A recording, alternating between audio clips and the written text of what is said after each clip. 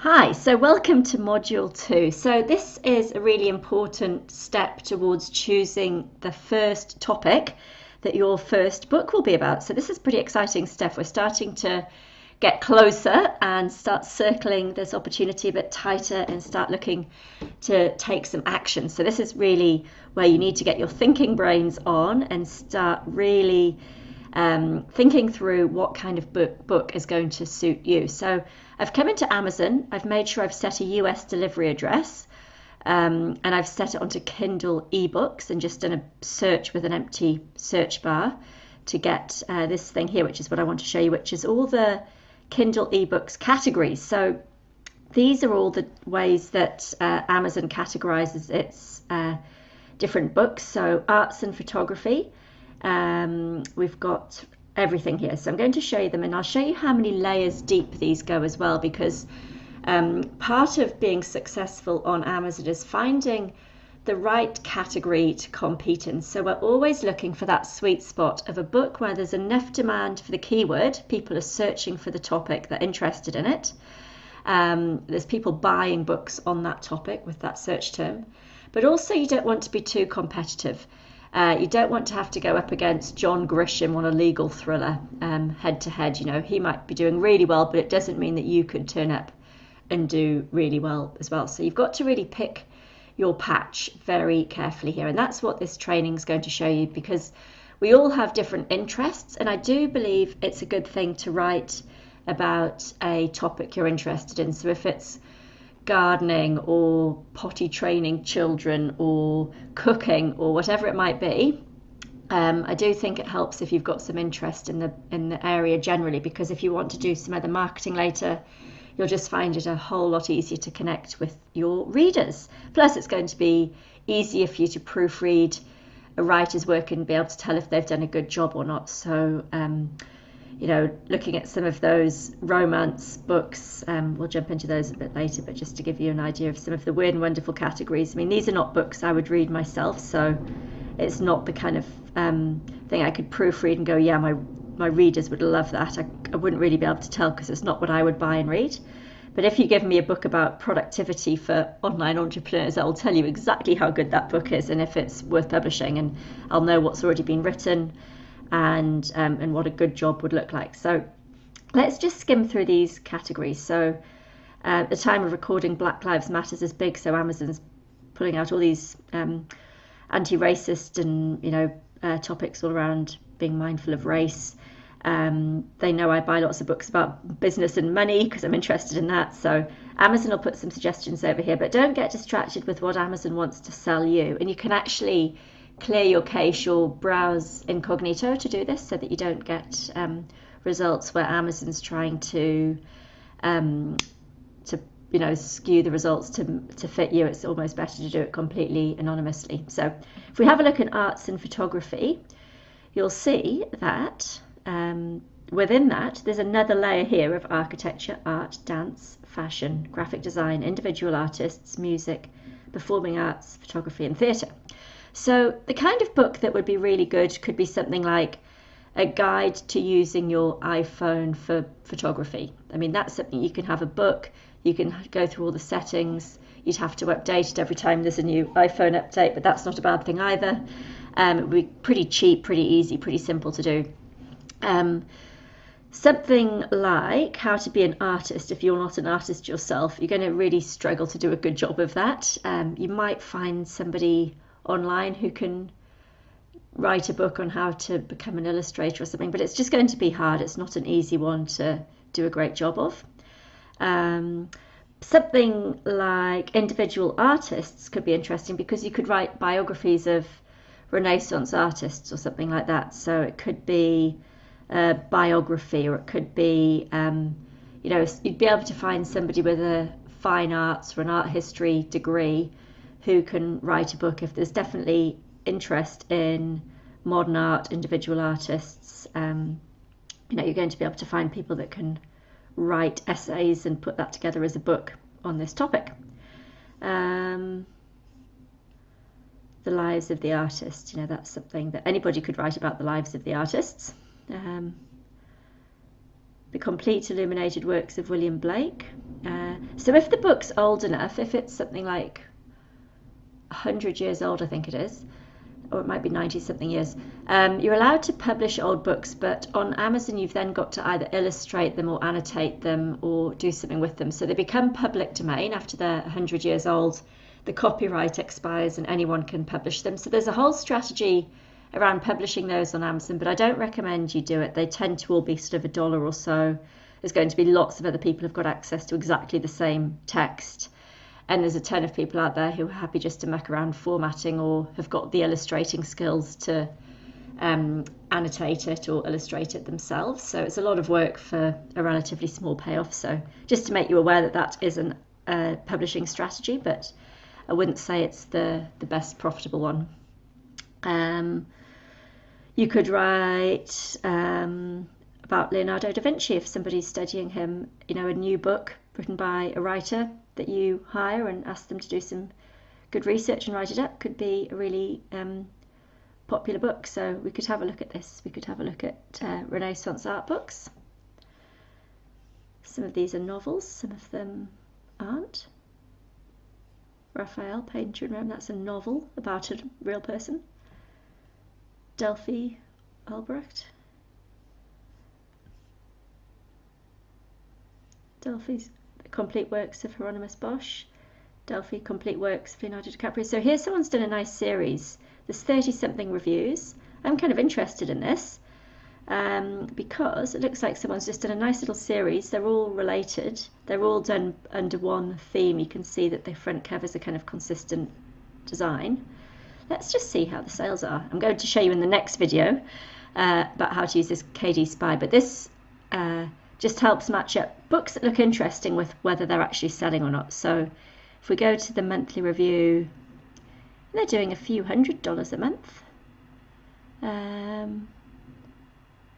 The only thing is it's a bit hard to match these up because it doesn't give you the author over here, so, and you can't move this box around, so you can't slide it off to the side. So watch is one in that range. One of these Delphi ones, Hieronymus Bosch. Oh, here's a Delphi complete work. So that's only doing $89 a month. Hieronymus Bosch, $100 a month. I think that was the top one. Yeah, so these are definitely lower volume. A history of art history, that's a book that you could get people, you know, ghostwriters would happily write a book on that. You could give them a nice brief. This is quite a big book, 400 pages, $20. And they're doing a couple of $100s a month, nothing special.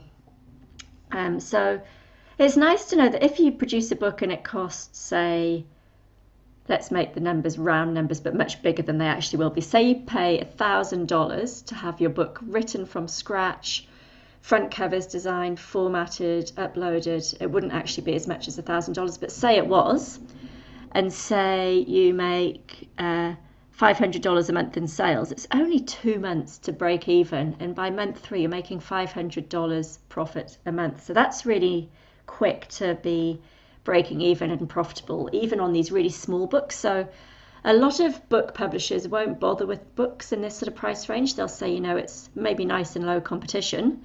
You know, not many of them have got many reviews. This book's here with 1 review doing $500 nearly a month. This one here's only got 8 reviews and making 850 sales a month. So, you know, it's definitely low competition, which is nice, but the volume's just not there.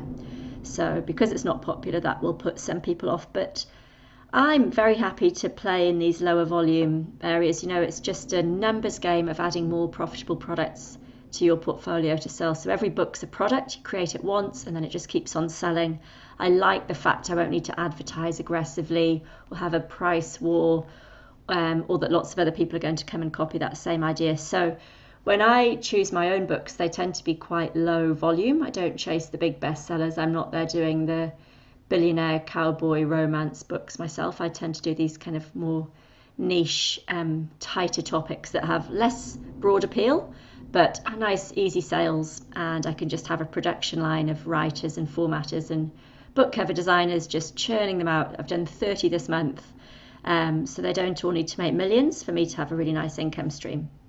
It's just how patient you want to be getting to that point where they break even. If you want to write a best-selling romance novel and really get to the top of the rankings, you're going to have to do a stellar job and really pull out something with a real X factor to compete, and you're going to have to market the socks off that book to compete with all the big volume of other very well written, aggressively marketed romance novels. But down here, you know, the history of art history, you'd have the place to yourself. So don't all go and do art history books now. This is just an example, and you'll see one of the bonuses we gave you with this program is a list of 20 topics just to give you some ideas for getting started in some good niches that I think are good subcategories on Amazon. So I really like this Delphi one as a series. It might be that each one's only selling a few $100s a month, but it all adds up. And people that read about the works of Botticelli are probably also interested in Leonardo da Vinci and probably also interested in Albrecht and Hieronymus Bosch. You know, just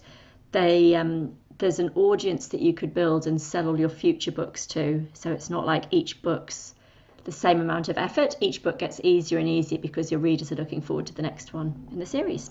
Plus you can put them all together and sell them as a box set, which is very cool, and that's a nice way to really increase your sell price as well, because you've got no extra hard costs in selling a box set. You just stitch them all together as a big digital file and off they go. So it's really easy to do all sorts of flexible things when you've got a series of books. You can lead your reader into the next one in the series as well. So that's a good thing to do. But let's come back over to our list of categories. Where have they gone? So we've got, something like dance is hard to teach in a book, but maybe there's some ballet exercises for strength, or home exercises to do at the bar. Or strengthening and flexibility exercises that professional ballet dancers do. And lots of people might not actually expect to become an international ballerina, but they might like the idea of having lean, toned limbs and great flexibility and lots of strength, and they're happy to do some of those exercises at home, and they need maybe happy to buy a book rather than watch a YouTube video or sign up for an online course. So some of these will be easier than others to do a book on. Let's have a look at what's selling. History of dance. Let's see what's moving. I mean, there could be things like lesson plans for dance teachers. This is the kind of niche you want to get down into. You don't want to be doing the big obvious stuff. I think this is the format KD Spy doesn't like. It can only really cope with a bestseller page, not a search results page. I'll come back to that. Dance anatomy gets a little bit technical. You see, you wouldn't find some random person on Fiverr or Upwork who could write about dance anatomy, but you could probably find someone who's been a ballet teacher to write a book on how to start a ballet school, or how to do lessons plans for different types of dance or something, or strengthening and fitness exercises. You probably want a good disclaimer at the start of an aerial arts book on don't get injured and don't blame us, and make sure you do this properly with proper supervision and training. Dancer wellness, that's an interesting idea. So anyway, there's so much selling on Amazon. This is just sort of showing you the range of what sells. If we go back to arts and photography, when you're publishing as a self-published book and you're not a photographer yourself or an artist yourself, you really want to keep clear of those kind of coffee table, really pretty, really glossy books that are just real works of art in themselves. The way self-publishing works, this is not really the right strategy for that type of book. So keep clear of, those coffee table books. I was looking at some gardening books. There was something about houseplants I was looking at, and I could see that the best-selling books, they're really glossy. They're just basically books of photographs of plants, which would be really hard to compete against because I'm not a plant photographer. And I could start licensing other people's photographs of plants for commercial use, but that's not what we're doing here. So move on from that. So keep clear of coffee table books. How-to books are always really good. History and biography books are good. Let's have a look at some of these other categories. So arts and photography is a good way to show you, you can do something really niche like a series of classical painters' biographies. Find an art history graduate who's out of work and is a good writer. Get that one produced. Or you could write something about dance. Okay, let's have a look. Biographies and memoirs is a good one. Anyone can do research online. You might not need to do interviews or get access to the person. It's all kind of publicly available stuff that you write up and create something original that hasn't been written before about that person. So there's all the sports people, I think I mentioned in the last video, in the run up to an election, everybody's sort of interested in who wins elections. So you could do the last 10 elections, who won and why, and there'll be some political science nerd who's studied the electoral college and studied every election and every president and how they ran their campaigns. And, you could do a book on that. It's probably quite short-lived, but still that's the sort of thing that people will buy and read. Memoirs, historical's always good. True crime, there's such a wave of true crime coming off the back of podcasts. That would be a really interesting area. So if I look into gosh, these are all rather grim topics. Drug dependency. Memoirs of criminals would be hard because you're not going to get access to the criminals, but you could do one on biographies of serial killers. This isn't very cheerful, is it? Let's find a better one.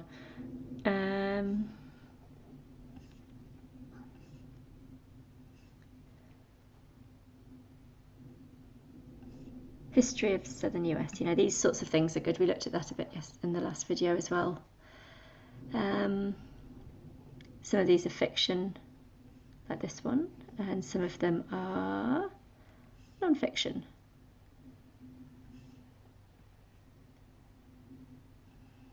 So here we go. If you've been listening to podcasts, you'll see how popular these stories are. But a podcast can't have, old photographs shared. Some people might really like these books on Kindle, they're commuting or whatever, and they can sit on the train and read for half an hour and read faster than they would listen to a half-hour podcast. So that's quite interesting as an idea, doing true crime books. Another little hint for you there for something that could work well.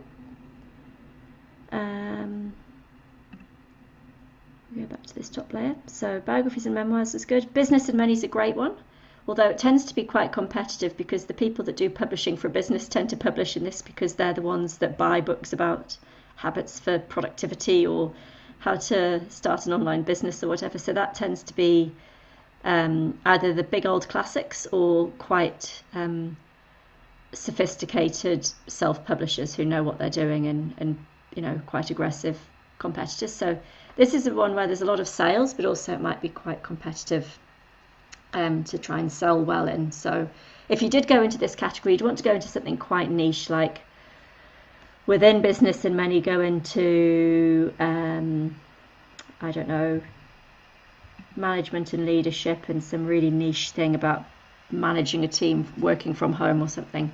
But you wouldn't want to try and do another book on memory training because it's already been done by lots of people doing a really good job.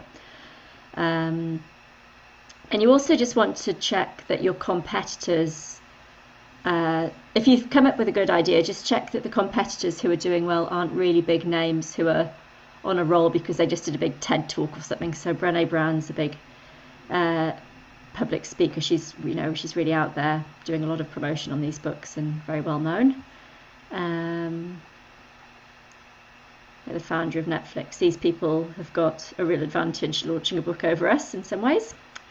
So we don't want to assume that what their sales are is something that we can easily catch up with. So make sure you're doing your research carefully. I'll show you on the next video on KD Spy how to do the research on which keywords people are searching for, and then to see whether it's an opportunity that you can write a book on.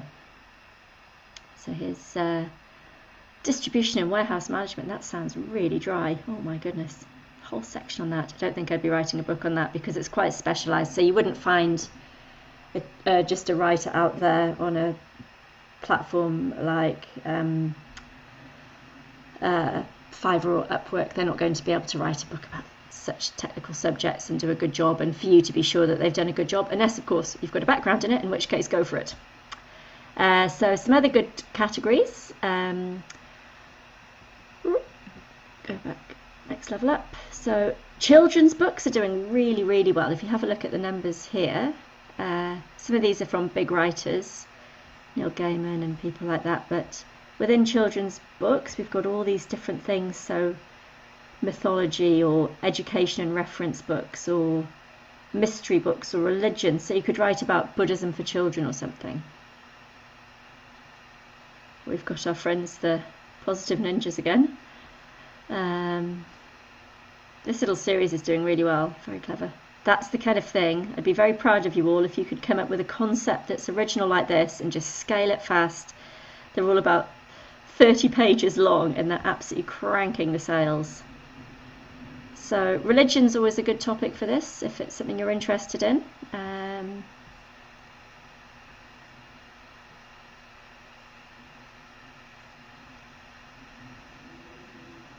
These sorts of books, something you could get a good writer to come up with. So let's see, within children's and religion and Eastern, let's see what the sales are doing. I mean, this sounds really niche, but actually there's probably some quite good little books in here. These are the kind of things I would go for, you know, low volume, low competition, easy to get the sale, takes a little bit longer to break even, because the cost of a book, these are actually a little bit too low, maybe a bit too low volume. I want a few $100 a month in sales at least. But if it's $1,000 a month in sales average, I'd be happy with that, but this is just too low. Fine, don't know till you look. This is part of your job, is to go and research lots of these. So we'll go back up to books. So within children's, there'll be lots of other categories that are broader than Eastern religion for children, but not as broad as the Harry Potter category. I'd keep clear of comics. Computers and technology, fine if you know what you're doing and if you're interested in it. It's also a good one because you can update these frequently. So every year there's an updated thing on, you know, how to do this, drive this version of Windows, or how to configure the latest MacBook to do whatever. So this is a good one where you can always stay current with new releases, which is a good thing. That's got something new to talk about, and the people that want to stay current will keep buying the latest books. And so if they bought from you before and you've done a good job, then you can sell to them again a year later with the updated version. So that wouldn't be a category for me because it's not my area at all, but if you're interested in it or willing to find a good writer and do the work, then that could be a really good topic to get into.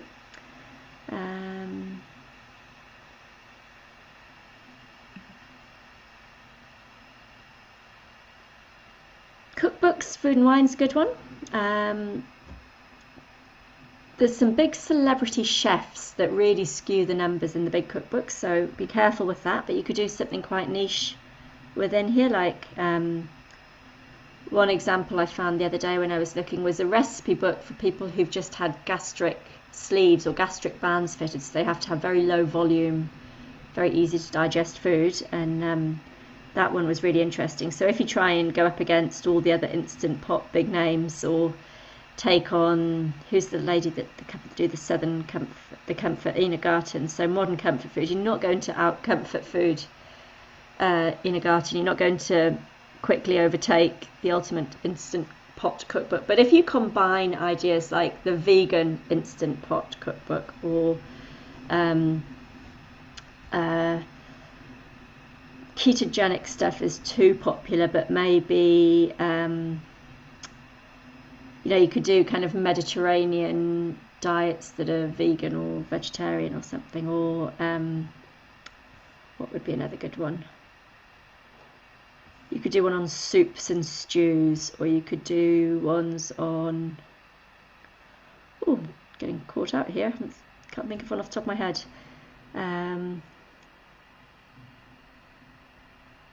By ingredients, always good. You could have one all about sort of cooking with salmon or something, or you could do, see what some of these special diets are. You obviously have to be really careful, you you know, that you're not making claims you can't back up, and that you've actually got decent recipes that are going to work. There's a little bit of not expertise, but you need to be close enough to the subject to do these books well. But something like sourdough would be a good topic. That's been really trendy just because everyone's been at home and got their home baking game on.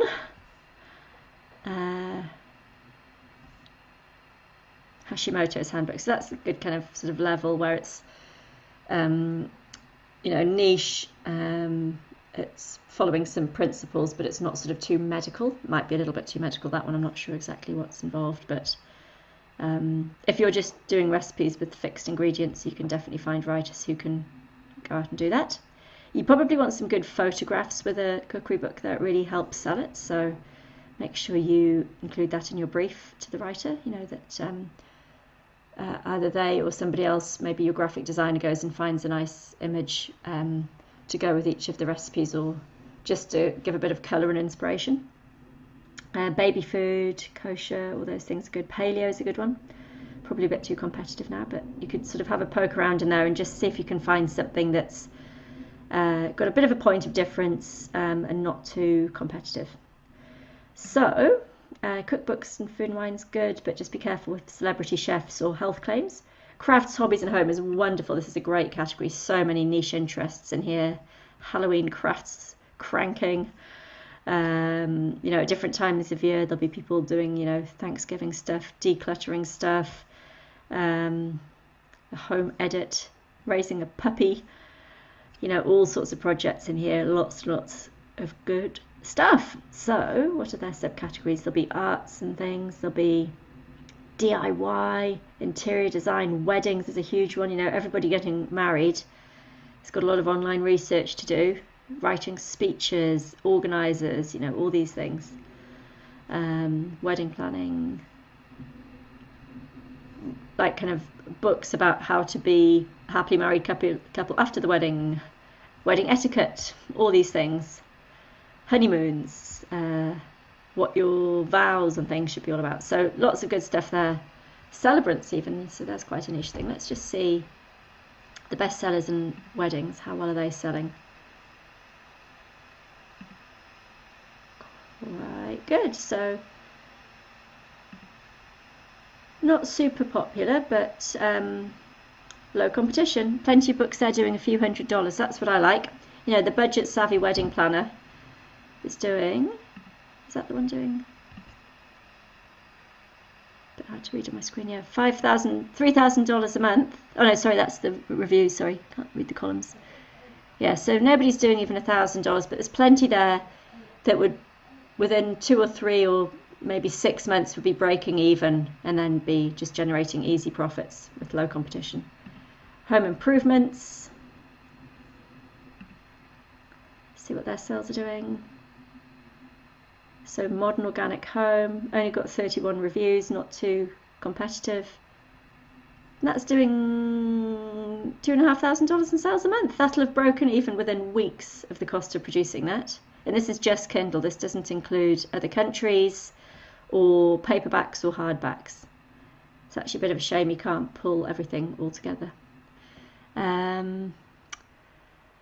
So these are good. Lots of survival stuff going on, cleaning tips, Hashimoto's again, solar power, all sorts, pickling and preserving, domestic goddesses that they are. Martha Stewart there.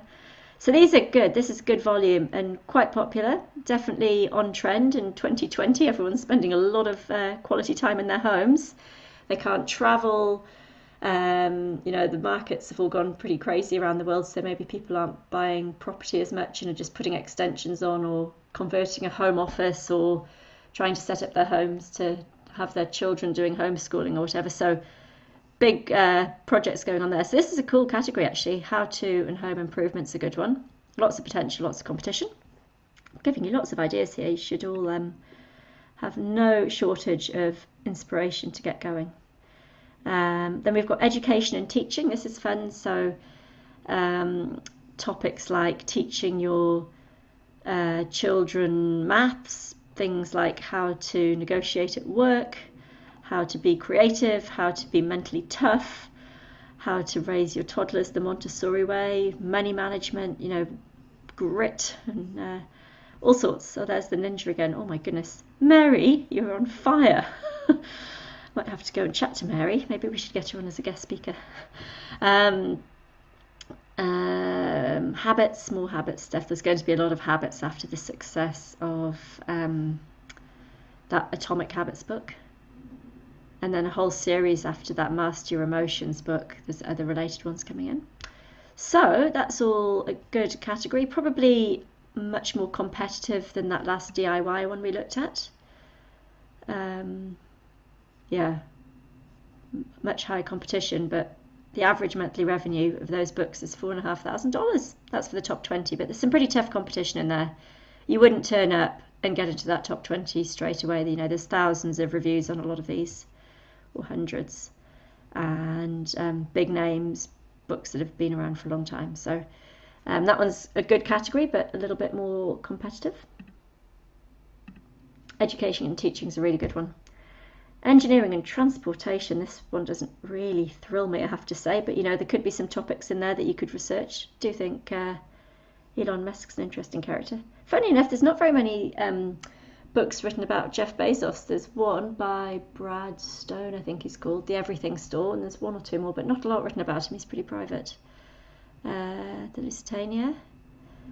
Eric Larson books are great. So yeah, this is kind of a bit of a mix here. It's a bit of a strange category. It's not really about engineering and transportation. There's all sorts in there. That could be a good category. Foreign languages. You can commission a writer in any language to write your book. And these are going. Some of these do quite well. But yeah, you've got to do all your keyword research and write your book work out how you're going to write your book description and stuff. So that could be a bit trickier for your first book. But certainly, if you've got more than one language, it could be a good thing to do. Health, fitness and dieting. This is a huge category, competitive category, always popular. Hard to break into this one. So whoever Mindy Kaling is, this is somebody who's got some aggressive launch stuff going on, really cranking it, doing some really sophisticated marketing to get to the top of all these.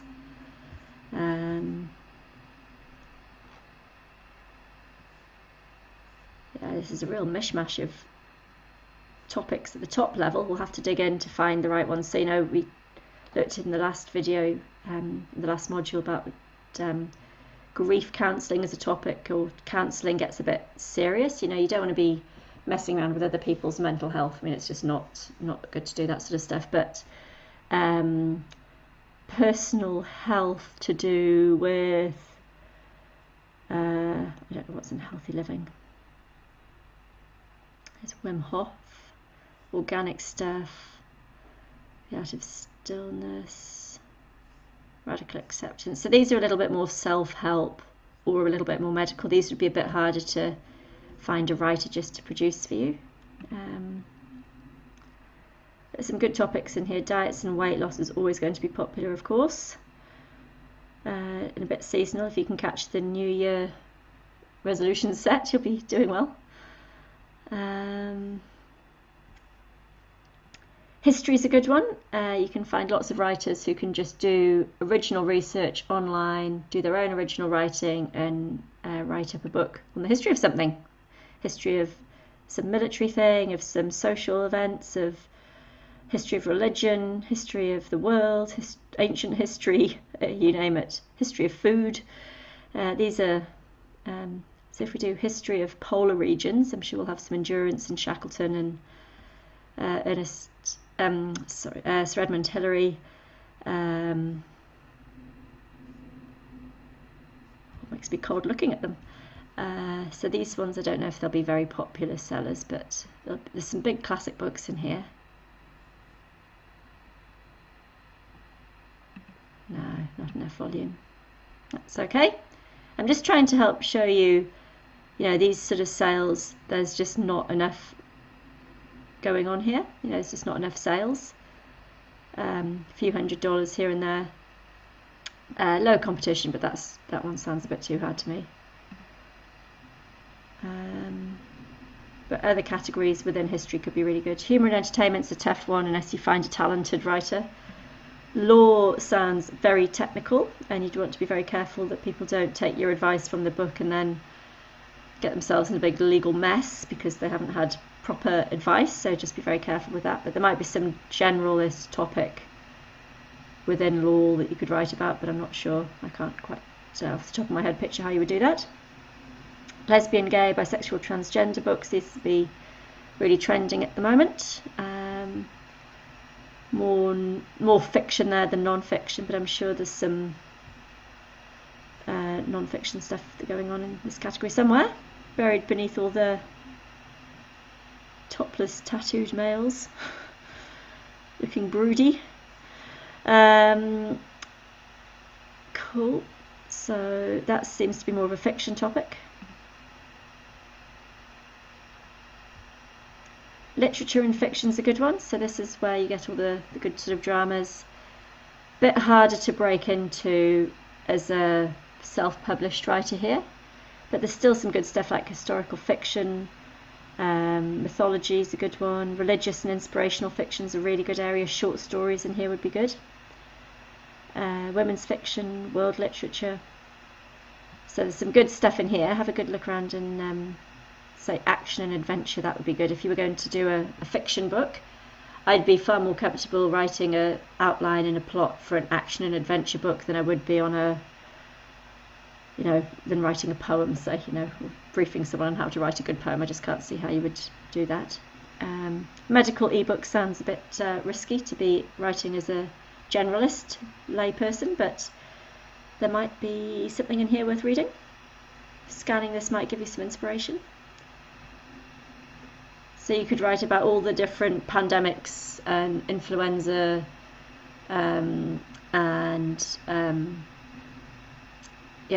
pandemics and plagues or something you could write about in history. That would be a topical thing.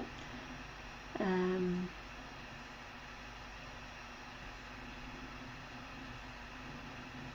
rest of this stuff looks a bit tough. You don't want to be starting to give people back pain advice or Alzheimer's solutions. That's definitely the stuff of real doctors, not us. Unless, of course, you're a doctor, go for it.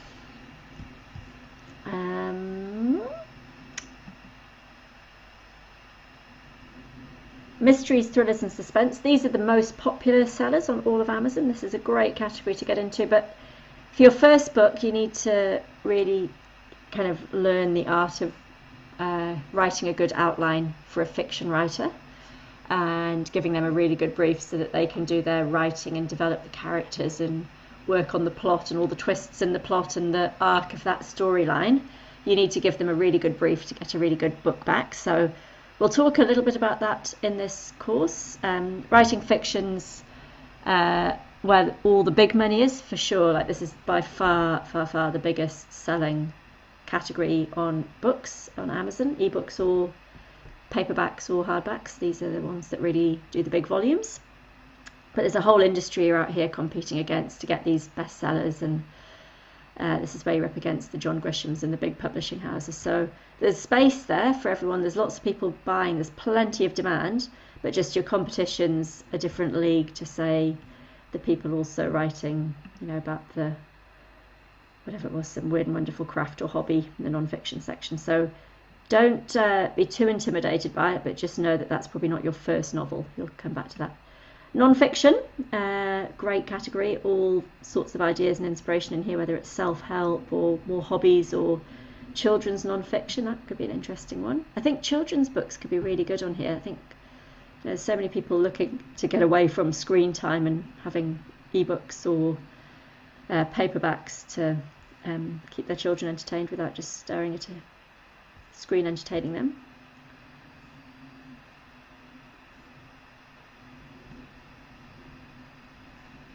So you can have a flick through there and see what the sales are doing. I'll show you quickly just what the numbers are like in children's non-fiction. Pretty good, quite popular, but not very popular really, but low competition. But the average monthly revenue is 29,000, so I'd say that's pretty good. I mean, it's a bit skewed by this one, Pete the Cat and the Missing Cupcakes. I mean, who would have thought writing Pete the Cat and the Missing Cupcakes? James Dean is having a laugh at his $250,000 a month from Pete the Cat and the Missing Cupcakes. I mean, it's just absolutely obscene how much money people are making publishing really simple books. Whew. Gosh, might need to go and research cupcake children's books or cats. So you can see what's possible here when you get it right.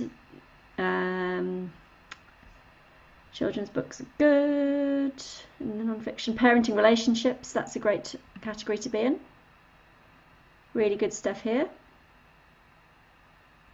Mindy Kaling's on fire. I need to actually do a bit of Googling and find out how this is working. There's a system behind this writer. She's just so prolific.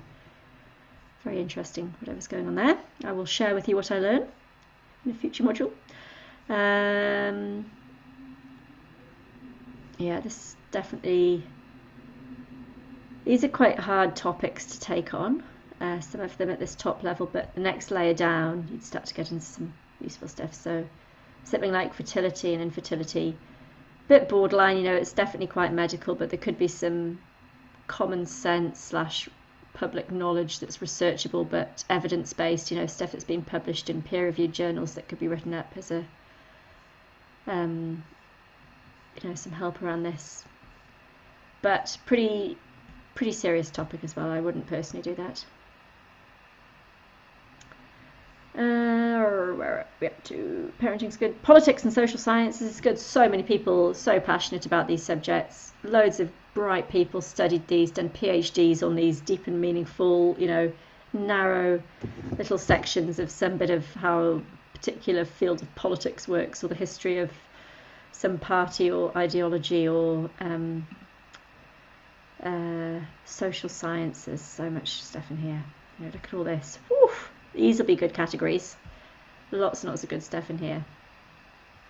So these are like the non-fiction ones where you definitely would find some really quality writers who have a good background, be professional writers, and would whiz up a really good book for you to sell. Nearly through the alphabet, we're up to P. Sorry, this is quite a long video. I just want it to really be clear to you the range of what's possible, both in the breadth of the topics, but just how some of these are really deep, really big pockets. You know, mystery and suspense is huge, romance is huge, but some little niche within some particular craft or hobby is very narrow and very accessible to you for your first book. And I want to make sure you set off in generally the right direction and you understand this big picture. So it's quite a sort of a slow, methodical video. We're going through it all, but I really want you to make sure that you feel comfortable, you've seen what's here. And you might have also hopefully had some inspiration of what you could imagine your first book being on. So reference books could be quite dry to produce, but again, you're not doing the writing, so that's just fine. You know, books on grammar, books on etiquette, books on, you know, consumer guides. I wonder what people write consumer guides on. Kindle, consumer guide on Kindle, that's very meta. Don't know if this is too narrow. This is probably low volume, I would imagine, but who knows? No, there's a few good ones there. That's actually quite a nice little category. Yeah, brilliant. Consumer guides, not massively popular. Average one's doing a few hundred, but there's a few that are doing a few thousand. This range here, I'm really happy to be in there, in low competition. And that's just Kindle, and that's just the USA. So all those books could go paperback and hardback, and go UK, and they could be translated, and they could be Amazon Australia. You know, the sky's the limit once you've created your first book, if it goes well. So that's good. Who would have thought? How to connect your iPad to the Kindle, to the TV, to the Apple account, you know, all that stuff drives me potty. How to be debt-free, how to return a borrowed Kindle book. I wonder if they get lots of returns for the Kindle book on how to return a Kindle book. Maybe everyone reads it and then just sends it back. Huh. All right, some nerdy stuff, some really nerdy stuff, some wine guides. Now there's a topic. Imagine having that as your business expense. I must buy all this wine through my business because I'm a publisher of a wine Bible. All right, so reference looks great. Some good stuff in there. There won't be any big name writers in there. This is not the stuff the big publishing houses go after, those reference ones. Spirituality, religion's a great one. Really like that. I mean, it's got Matthew McConaughey again. He's all over the place. He's doing a good launch. Got a crack team on his launch, that's for sure. some mindfulness stuff. We've got all sorts in here. Bit of a mix, that's fine. Yeah, this is quite lifestyle-y and story time, but there'll be some good sort of more technical non-fiction stuff in the layers below. You know, there'll be something on, click a random one, be something about, you know, Indian goddesses or something, I don't know, animal spirit guides, that sort of thing can go really well. Let's have a quick look. Oh, some big numbers here. This is going to be very green for popular. Green, green, green, the Holy Grail. There you go, Hinduism. Brilliant, saw it here first. So don't all go and do this, but you know, there's definitely some great opportunities in a category like this, or one similar to it. So that's the sort of the sweet spot. You know, it's niche, you can find a writer online, there's plenty of demand, and the competition's not too stiff. And any more?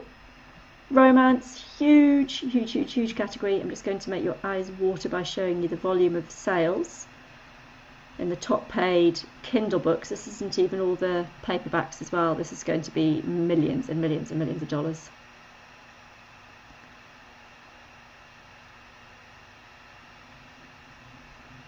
Actually a couple of million. Thought it would be more actually. But you see here the red for competition. It's actually not quite as big a number as I've seen up here before. But yeah, averaging 150k a month if you get this right and get into the top 20. So a lot to gain, but also a lot of work to get there. That won't be your first book, I suspect. And then science and maths is good. Science fiction and fantasy is always popular. See, these books are very clever at getting them, you know, in lots of different categories. You see the same ones are popping up at the top of lots of different categories. Harry Potter's been everywhere. John Grisham's been all over the place. Self-help's a great one. Sports and outdoors is a really good one. You know, this is people want to learn the rules of poker, say, or they want to read a book about golf, how to be a sports coach because they've suddenly, you know, taken an interest in their children's sports team or something. Or biographies could be a really good one. And then we've got some teen and young adult. That's a great category actually. This group really buys a lot of books. They're itching to explore the world, but they haven't got their driving license yet. It's a good age to sell books to. Oh my goodness, look, it's the same few. They're so good at ranking across all these different categories.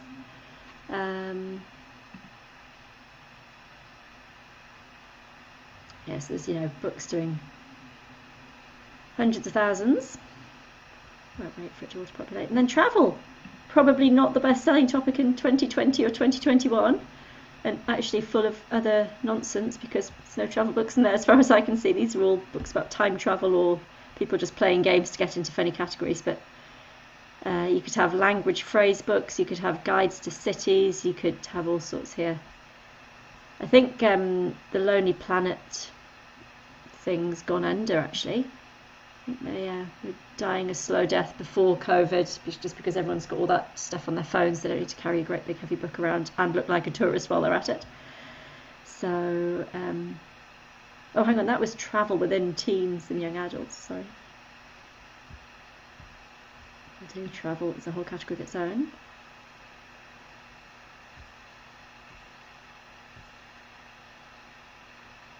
It's a few adventure sort of stories, a few sort of memoir type ones, a few cultural observation type ones, a few classics, all sorts, new history of the world. I'm sure that's a really good book, but not the kind of thing you're going to get someone on Fiverr to write for a few $100s.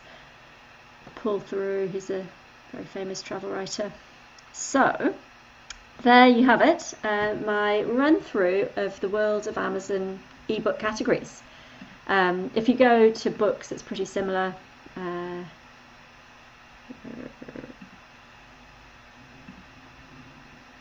You just want to make sure you're looking at the ones that are paid. You can see here they've got all the same categories, exactly the same.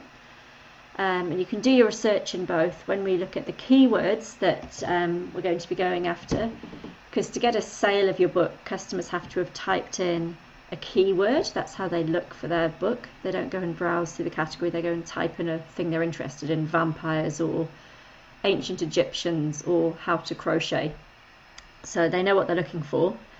So we want to choose a book where we're going to show up for something that's searched for a lot and know who we're competing against, and check that we're going to have a relevant and better offer, or at least as good as the other books that are selling well on that first page of search results. If you're buried way down on page 73.5 of the search results on cowboy romance, you're not going to get many sales. But if you're at the top of page 1 of calligraphy for left-handed teenagers, then it's all yours. So, you know, the sweet spot's somewhere in the middle. So we'll wrap up there. I don't like making videos too long, and this is probably the limit for how long you want to sit in one go and listen and watch my screen. But I just think you need to have that big picture of what Amazon's got, and you can now, for your homework, start having a dig around and coming up with a short list of subcategories or topics for your book. And then in the next video I'm going to show you how we look at keywords, because that's really, really important. So people doing a search for branding will find Donald Miller almost certainly. Let's actually do that as an experiment just before we wrap up. So this is a great book about how to brand your business and how to tell the story of your business. So if I want to go to branding, there we go, bestseller, page 1. Brilliant. And these first 3 are actually sponsored ads. They're not just the natural organic search results. They've paid to come up ahead of Donald Miller. But this is the best book on branding. So we want to be the best book, or at least the top search result for the keywords that we've researched. So we'll show you that in the next video. Thank you very much. Hi, this is a quick video to show you how to install DS Quick View and how to enable the incognito mode. So the DS Quick View is a tool that allows you to see for a specific product its BSR. So BSR stands for Best Sellers Rank, and it is a score that Amazon assigns a specific product based on historical sales data. So to install DS Quick View, you need to open a Chrome browser. So this is a tool that works only in Chrome, so it will not work in Safari or Firefox. So once you open a Chrome browser window, simply type in DS Quick View Chrome extension, click on Enter, and this is the link you need to click on. So DS Amazon Quick View.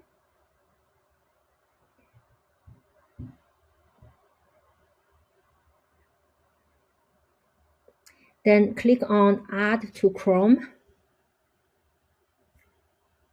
add extension. And now we have the DS Amazon Quick View added to Chrome. From here, there's a few more steps that we need to do. First of all, if you just click anywhere in your browser, you see that the DS Quick View icon has disappeared. So if you want to pin that icon in your toolbar, what you can do is click on this symbol like a puzzle, find the DS Amazon Quick View extension, and click on this little icon, and it's now pinned in your toolbar. The next thing that you could do is click on those 3 little dots and click on Manage Extensions. Then scroll down to Allow in Incognito. Click on the button here, and now it's blue. This means that even when you're going to be in incognito window, you will still be able to use DS Quick View. To enable a incognito mode window, you click on those 3 little dots here and click on New Incognito Window. And here you have a new incognito window open. The difference between the incognito window and the normal browser window it's the color. So you see when you're in the normal browser, the color is that light white background color. Whereas when you're in the incognito window, the background is dark. Now let's go to amazon.com.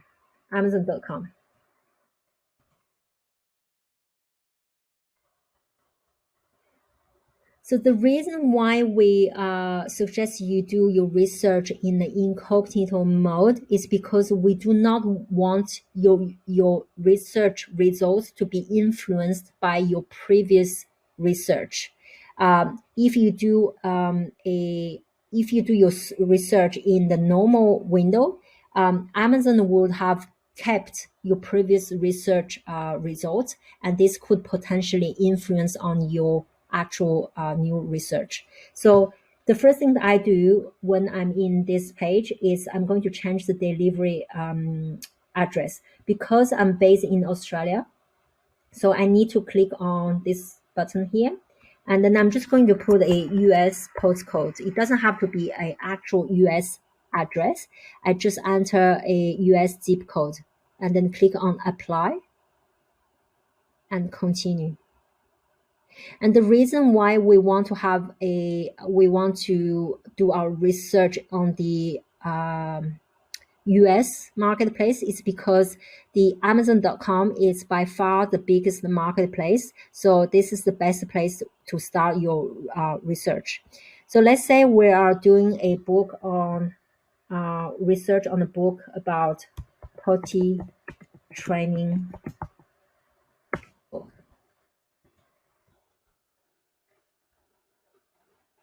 Amazon will show you the results that Amazon thinks that are the most relevant to your search terms. So your search terms are potty training book.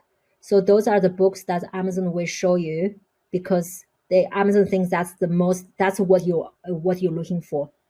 And if you just wait a little bit, you can see here that's the DS Quick View tool in action. So you can see this specific book's BSR. So it's a number 450 in all of the books, and so on. And if you hover over each of the book, you're going to have even more details about this product. So it tells you the publisher, the language, the ISBN, BSR in all of the books, BSR in the children toilet training books category. So those are the subcategories, and the number of reviews. So you don't need to go into each of those books to get the book's information. You can just hover your mouse over each of the book, and then you can see the product information very quickly. So I hope this has been helpful. Thank you.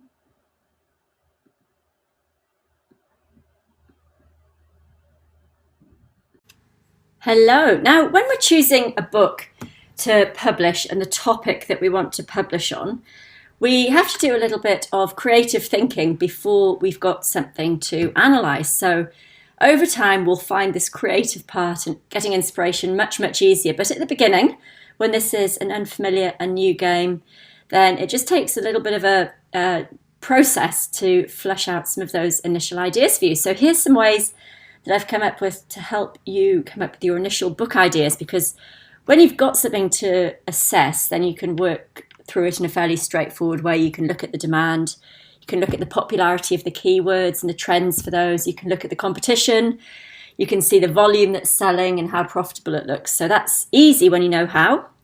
And a bit like that at the front end, coming up with book ideas is easy when you're used to it, but a little bit can be a little bit slow getting the first few ideas together and knowing where to go to look for inspiration. So here's some of the things that you can start trying to come up with some initial book ideas. Then you can feed these into the profitability assessment sheet and do your working on all those different ideas in a more analytical way. So my tip for you is to separate out when you're trying to get your brain into creative flow mode and, trying to think of new ideas, and then use a separate day, a separate time when you're trying to get into number crunching analytical mode. It's really hard for your brain to switch between being creative and thinking freely and then crunching those numbers and staring at a spreadsheet. So I like to separate the two activities, and I found that's worked for lots of other people too.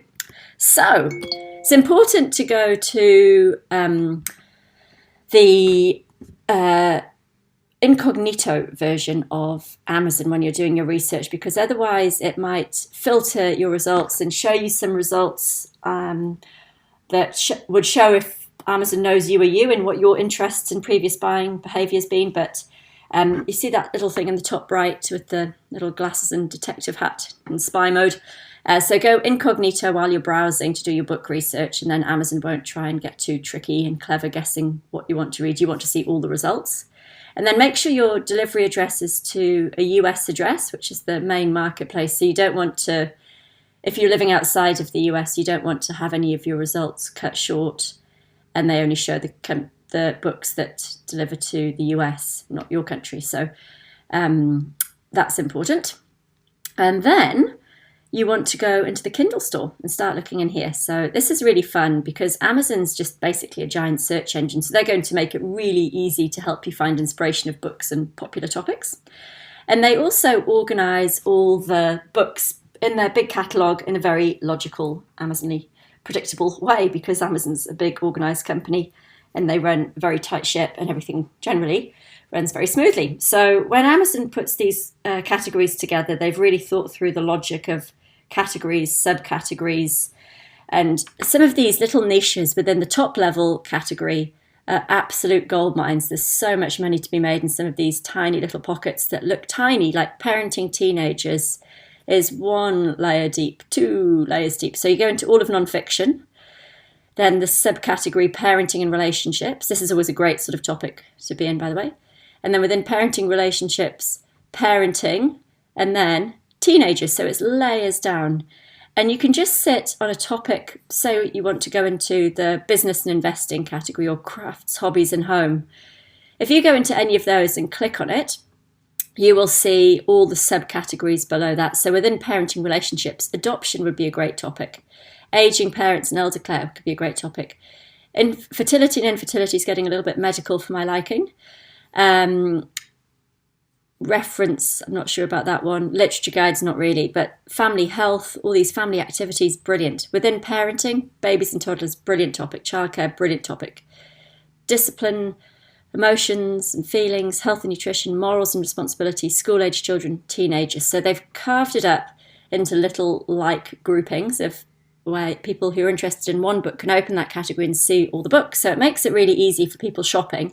But it's also a great way for us to get an idea of what books are out there, what topics people are even reading on at the moment. So if Amazon's created a subcategory for it, there's enough money in there probably to have a serious look at whether you would do a book on that topic. So some of these will be more competitive than others. Some suit self-publishers and some, are much more of an expert domain.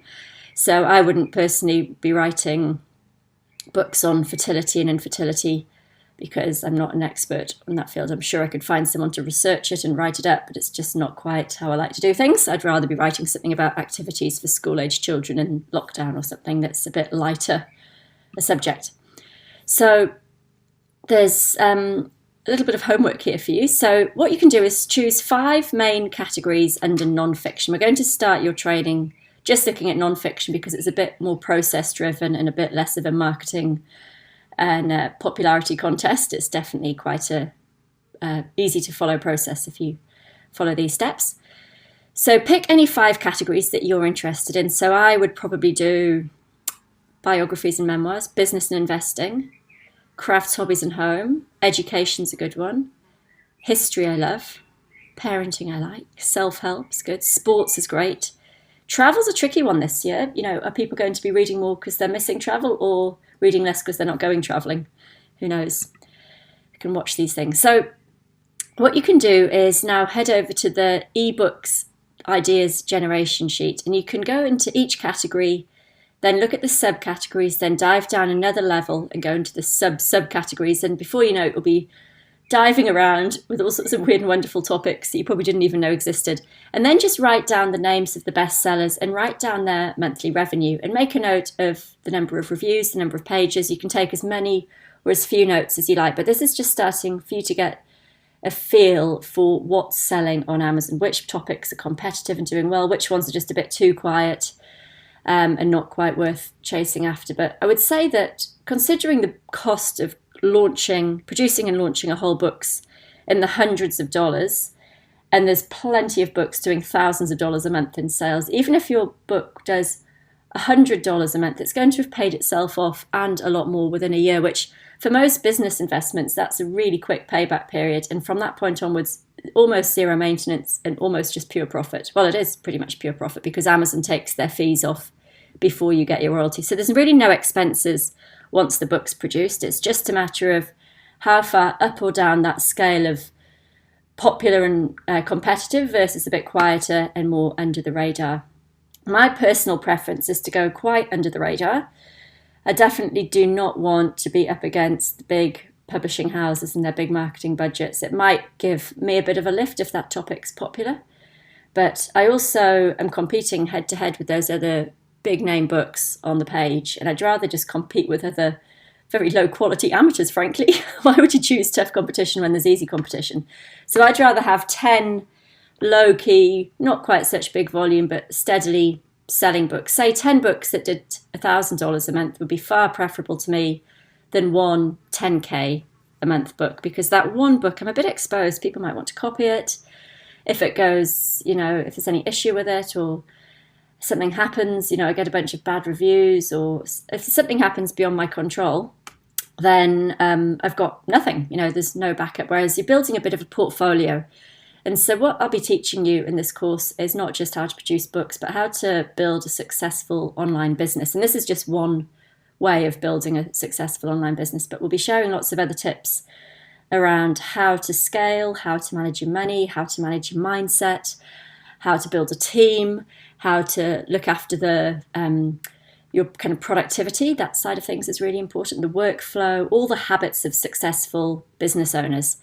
And so one of them is what we're talking about today. A habit of successful entrepreneurs is spending time on the income generating activity, which is creating the product to sell. So what we're going to get you doing now is heading over to that ideas generation spreadsheet and start working through it with the subcategories, the names of the bestsellers, look at the revenue. It'll get you familiar with some of the research tools as well, not just the Amazon ranking and what the covers look like, but you can also dive into KD Spy or Publisher Rocket, see what the monthly revenue is, see how many copies they're selling a day. It's really, really interesting. And so see this as a great opportunity to get inspired. You may or may not spot an obvious first book topic doing this right away. It'll take a bit of time. But every one that you look at, you're kind of anchoring some numbers in the back of your mind as to what's possible in each different category, what's hot, what's not, what's competitive and crowded, which is really too quiet. And you'll just find something that suits you. It'll be your sweet spot where there's enough demand, low competition, a book topic that suits you, that suits online readers or paperback readers, and that suits the kind of people that shop on Amazon. So it's as much a creative process as analytical, finding and picking that first book topic. So let this one be a really relaxed, free-ranging, reading for interest, learning how it works, learning what's working. The stuff that you see that's a bestseller, that's the model to follow. Those are the book covers that people like. That's the style of book description that people read, then buy. This is giving you all the clues to success by seeing who's gone before you and being successful. They might only be a few months ahead of you and churning out tens of thousands of dollars a month in sales from a few simple books. So you're only a handful of books away from a really solid publishing business. So we want to get you moving fast and picking those first topics. So time for you now to head over and start generating some book topics idea of your own.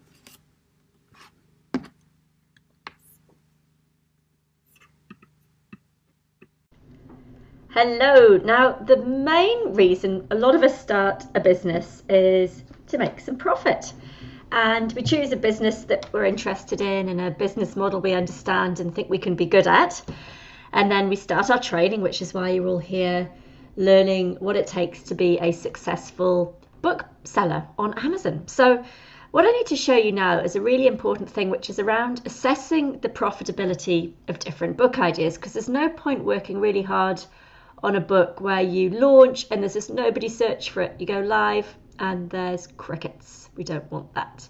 We also don't want you to pick ketogenic diets or, end up with somebody else's trademarked and product name in your title. And, there's some things that you need to really understand to find that sweet spot where there's enough demand to have healthy numbers of customers looking for your book, and also low competition. So you've got a fighting chance to get onto page 1 of those search results, which is where Amazon customers buy from. They don't dig into page 63 and a half of the search results. They look at page 1, they look quickly at reviews, and then they make a pretty quick decision. A book's not a big, complicated purchase, but they're looking for a big result out of a book. They want great entertainment, or they want an answer to their problems, or they want to understand a new business opportunity, or they want to learn how to be a better parent. The emotional drivers behind these customers are really big, but the purchasing thing itself is a few dollars and a single click and really quite simple. So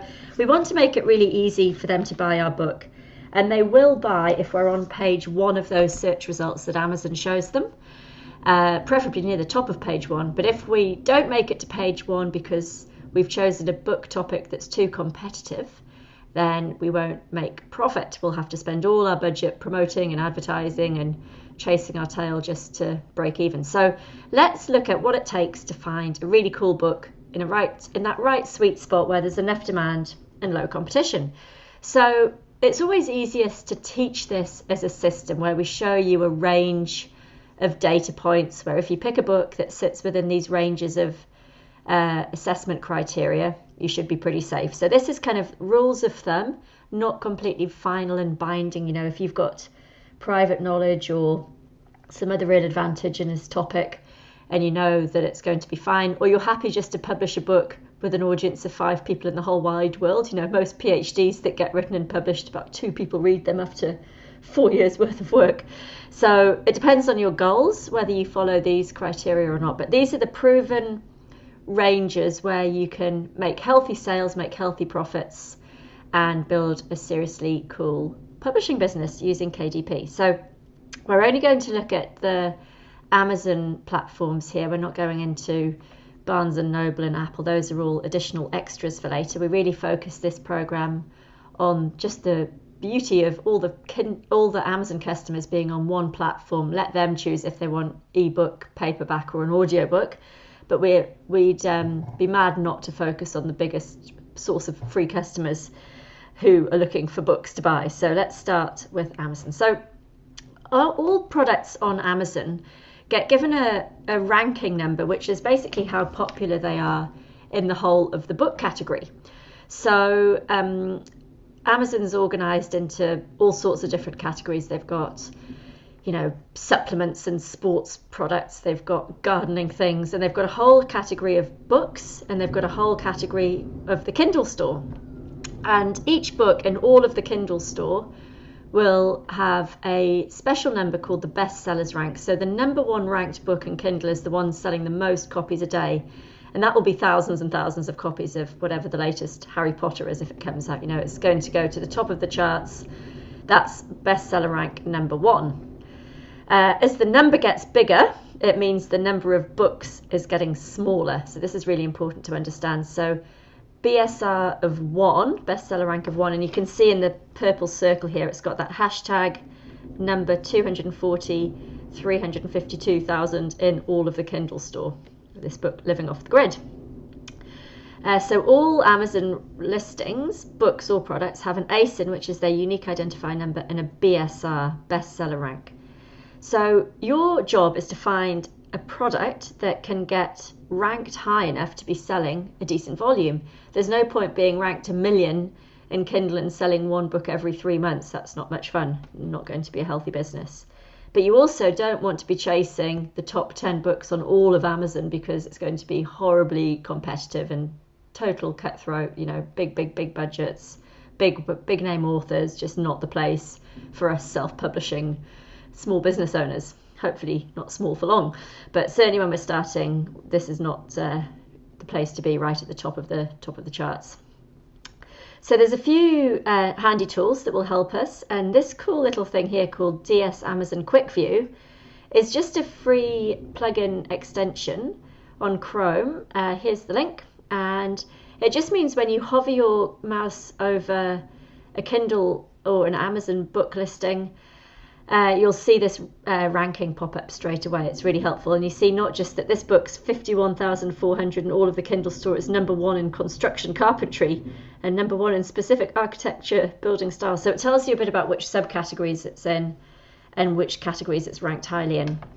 So the rule of thumb I'd like you to follow is when you're researching a book, if the bestseller rank of other books like your idea for a book is over 150,000 ranking in all of Kindle or all of books, it's just not going to be popular enough. There's not enough demand there. So this is the first criteria, assessing demand. So if the BSR of similar competitive books is over 150,000, so here we've got the yellow one here is not going to make the grade, it's 240,000. But here going off the grid is 51,000. That one looks okay. Going off the grid would be in that range, but this one here wouldn't be. So I like to see more than one book in that kind of ranking or better. So it doesn't need to be 50 books with a bestseller rank of under 150,000, but just more than one is good, just to give you a bit of depth to the opportunity. There might just be a fluky one that's done well because somebody's just done a huge launch. It's good to see that there's a more balanced view. So what we can do is actually take an average of the top books selling from that keyword. So if you're thinking about writing a book on living off the grid, which is probably a thing that's crossed some people's minds this year with lots of chaos and isolation at home and crazy elections been running, and it's been a turbulent year. A lot of people are thinking about survival and being self-sufficient. So here we go, a keyword, living off the grid. Could there be a book in this?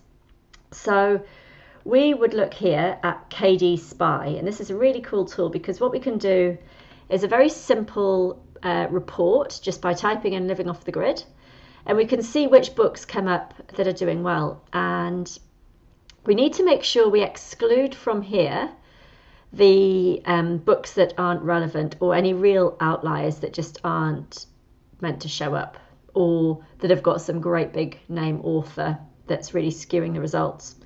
So what we can do is take out any outliers or anomalies, and sometimes it's really obvious what they are, like off the grid, a Hawaiian mystery is not relevant at all. Made of Steel, also not about living off the grid. So we're only looking here for other relevant ones like How to Living Off the Grid, Your Complete Guide, A Simple Guide, Outdoor Life, How to Survive Off the Grid, Off the Grid. These are all relevant. Number 1, number 2 is, number 3 is not. 4, 5, 6, 7, 8 are. If you're in this niche, you need to know about words like prepper. You need to know about homesteading. These are the people you're selling to. That's the language they use. So you need to really get inside their heads and learn what words they use. And what we see is that according to KD Spy, just for Kindle, this isn't the paperbacks as well, this is just the ebooks, of the top 20 books, we can exclude a few books. They've got here this one that's got estimated monthly sales of $12,000. Well, that's not a relevant book. So if we take that out, the average monthly sales is actually a lot lower. So what we like to do is get the 20 top results, scratch out and remove anything that's irrelevant. So we've got 1, 2, 3, 4, 5 books here are irrelevant. So we've now got 15 books where we've seen their monthly sales. And we've also seen their sales rank. So what we want to do is get an average of the sales rank of the top 15. And when we do that, the average BSR is 294. So that, I would say, is way too low demand, which is odd. I would have thought that would have been quite popular right now. So There's a few people doing okay, but you can see the monthly sales here. They're tiny. Who would have thought? I would have thought that would be quite a popular product now. So you're obviously relying on this data from KD Spy being accurate. You can always double check by looking at these books on Amazon, because this BSR is real. It's almost real time. It changes every couple of hours.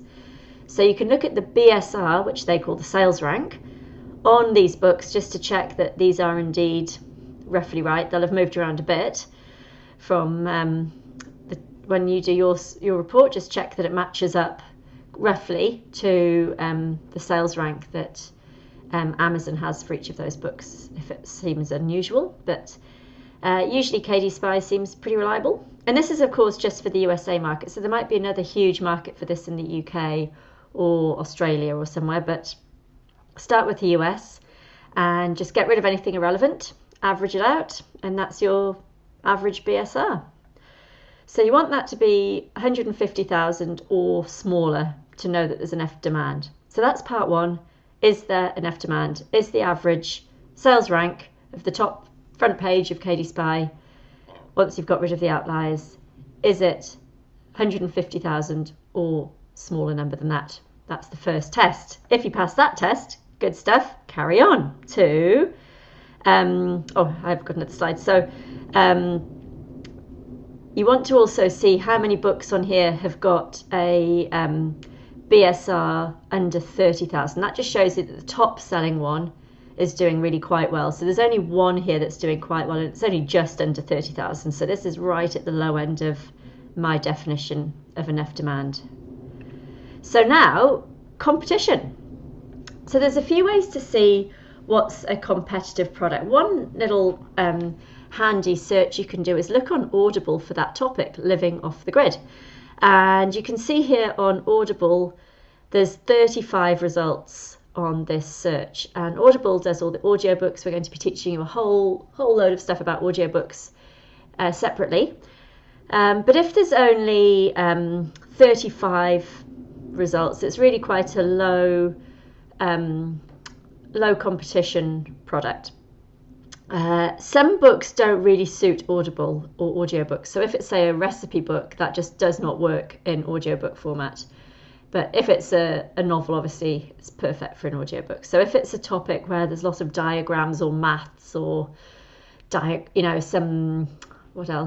art history book might be full of paintings, you don't really turn that into an audiobook. So depending on the topic, Audible's search results can be very helpful. If there's more than 300 search results for a topic, it means it's really popular, which means potentially high competition.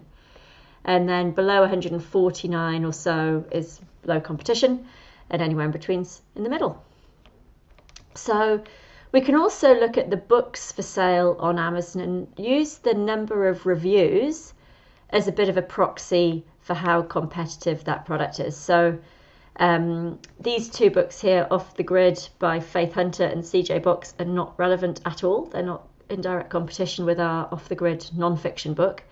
But there's one here with 129 reviews, and they're 5-star reviews.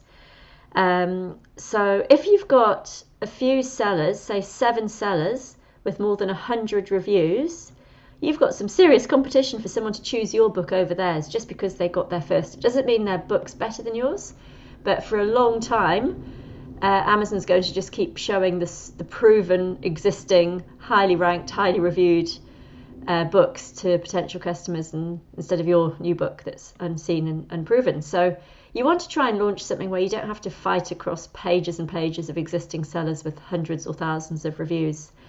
So a low number of sellers with more than 100 reviews is obviously low competition. And if there's, say, 4, 5, 6, 7 sellers with 100 plus reviews, that's medium competition. So obviously just exclude any irrelevant results there as well. And then another thing to check with the level of competition is also you want to choose a book that is got a fighting chance. So you want to check the quality, not just the reviews, but do these books look professionally done? Have they got a Usborne or DK logo on them? You know, are they from a big publishing house? Is it a Penguin book, or is it Robert Kiyosaki, or is it Tony Robbins who's just written that new book? Because they'll get lots of reviews because they've got huge databases. It means their topic's popular. It means they'll have done a huge launch. They'll have been on podcasts and national television and billboards promoting that book. So if there's books in there with really big name authors and big publishing houses, that's who you're up against. And you want to be really aware of the caliber of your competition, not just the reviews. And then another thing you can do is have a look at when the competitors' books were published. If you can see that there were, say, 4 books released on that topic in the last 2 or 3 months, you can have a hint that there's some more competition coming. You won't be the only person that's thought of this book idea. So I was looking at a book on chakra healing or some kind of woo-woo alternative hippie type thing, which looked like a really good book idea based on demand. Then when I had a look at competition, I could see that there were about 6 books doing quite well with a lot of reviews that have all launched in the last couple of weeks, if not month. So really, really recently, there's been a big spike in new publications, and they look kind of classically like a self-published book. They've got a front cover that looks like it could have been designed by a good graphic designer on Upwork. It doesn't look like it's from a big name writer or from a big name publishing house. It looks like somebody like you or I who knows what they're doing about chasing self-published books on KDP. So you don't want to go head to head with too many people like that, or pick a topic that's about to get really competitive. So a big flurry of recent new publications on a topic is a bit of a warning bell for me, and usually means it's about to get competitive. So I'd keep clear of books with lots of recent new launches, especially if they've got a lot of reviews very quickly. Means that they've got databases and they're competitive and aggressive and know what they're doing, especially if the books look really good. So I like quite low quality competition, you know, just some bumbling, amateurs. Perfect. Don't want to go up against the big publishing houses or too many people like ourselves. You know, if you choose a topic that everyone else is choosing, if I do a teaching demo and everybody chooses the same book on that same topic, you're all going to have a horrible time because you've all got the same training and the same tactics to launch the same topic book. It's disastrous. But yet somehow whenever I do a teaching demo, people always copy them. But that's fine, your choice. But I'll try and just make sure that the teaching demo topics are so silly, hopefully nobody does them. So that's the competition. One last thing to check is that your name that you want to use, or the keywords that are important for your book, aren't trademarked. So something like money mindset isn't, but Tony Robbins has a book called Money Master the Game, and you can be pretty sure if you also wrote a book called Money Master the Game, you'd be hearing from some lawyers pretty damn quick. You also need to just check that you're not using something like For Dummies, passing off your book as part of a series of another company's brand, which they've trademarked. So the way to check if somebody else has trademarked a name or a phrase or part of the name that you want to use for your book is to go to the United States Patent and Trademark Office, do a search for a thing called the Trademark Electronic Search System, TESS, T-E-S-S, put in the keyword, do a search under live, books, just under live, and it'll just tell you which categories of books there's a trademark. So For Dummies is click my slide by accident.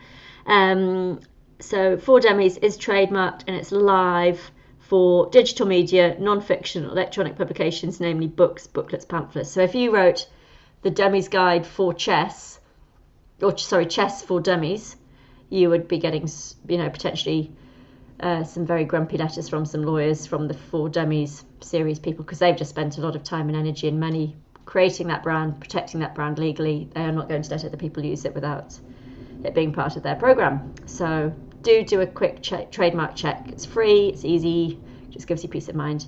I wrote a book on something recently and I forgot to do this, and normally I don't. And I checked after it had gone live and I'd done the front cover and the title. You can't edit titles. Luckily I was all clear, but it just was a reminder to have a checklist. and follow your checklist. And then you won't forget to check this bit, but it is important. So we'll do lots of demonstrations, and that's the best way to check that you understand where that sweet spot falls between enough demand and not too much competition. The profitability side then just falls into place. If there's enough demand and it's not too competitive, you can charge a healthy price for a quality book, and your cost of producing the books, in the hundreds of dollars, and you'll be selling it, at, say $3 for a Kindle ebook, or $10 for maybe up to $10 for an ebook if it's a really good one, and then $15-20 for a paperback. You're getting really healthy margins. So you've only got that cost of goods once, and then all your royalties after that are profits. So you don't need to sort of calculate to the last cent your profitability per book. You don't know really your pricing strategy till you take your book to market. You also don't know your advertising costs. That's a whole separate strategy to grow your book sales profitably. So as long as you know that there's healthy demand and low competition, your book is good to go.